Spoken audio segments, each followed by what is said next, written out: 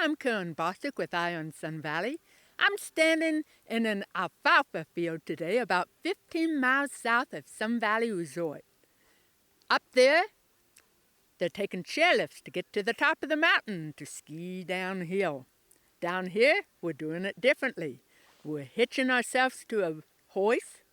We're letting that hoist charge down a racetrack while the riders spear rings, jump over jumps, and they get points for doing so. It's an exciting thing for spectators to watch. It's held the second weekend of every February. This is Steve Norris. He's an account executive for Blue Cross Blue Shield. What do they think about you taking on an extreme sport like this, Steve? They certainly enjoy watching the videos of it, so they fully support it. And you've got good health insurance, right? Nice. Tell me, how did you get started? You're kind of new at this, right? Yep, so I grew up in Vermont and used to be a snowboard instructor. And when I moved out to Helena, Montana, I saw this crazy sport and decided I had to try it. And I asked if snowboarders could do it, and they said you can try. And I competed a bit with the skiers and then decided that I wanted to be more competitive, so I bought a pair of skis and taught myself to ski too. Just for this? Just for this. Okay. What does it feel like doing this on a snowboard as opposed to a ski? I'll certainly say there's a bit more difficulty because you only have 2 edges opposed to 4 to work with. So it's certainly a bit more challenging. Uh-huh. And, we just had somebody lose a rider. Good thing that wasn't you. Anyway, what does it feel like going down the course? I mean, I don't think I'll ever try it, so you have to tell me what it's like. That's kind of what got me hooked. It's quite an adrenaline rush getting pulled behind a 1,200-pound horse. Okay, and do you see what's coming your way? I mean, is it all a big blur, or what is it?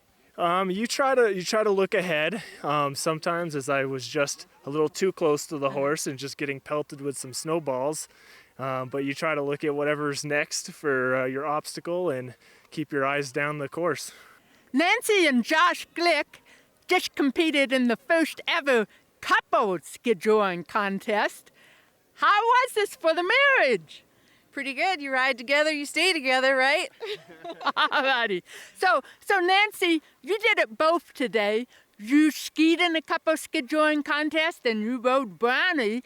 Tell me, what is it like in either case? Well, skiing feels a lot faster than riding the horse. This is the first time I've ever ridden this horse, so we just got to know each other on the track while you were watching, which was pretty fun. He's a good boy. So that was a little scary too. Oh, wow. So for us who have never been down the track, what does it feel like? Which part, being on the horse or being behind it? Being on the horse it feels fast. You don't hear anything around you. And being behind it, the same thing. You don't realize what's happening before, the gates come up quick. And how do you practice for something like this? Josh, being a general contractor, built us a track at the house, so we've been practicing behind the snowmobile. Josh Glick is a general contractor. Nancy Glick is a graphic artist, and they're both horse people. How did you get started with the skijoring part of horsedom? We've been coming and watching skijoring for many years, and one year we decided to try it out, and so we got the horse a rope and went around the fields, and we started that way. And what got you hooked? I ran my first race, and I ended up winning my first time. And so I was. That always helps. Yeah, it does help. I was hooked from day one. Uh-huh.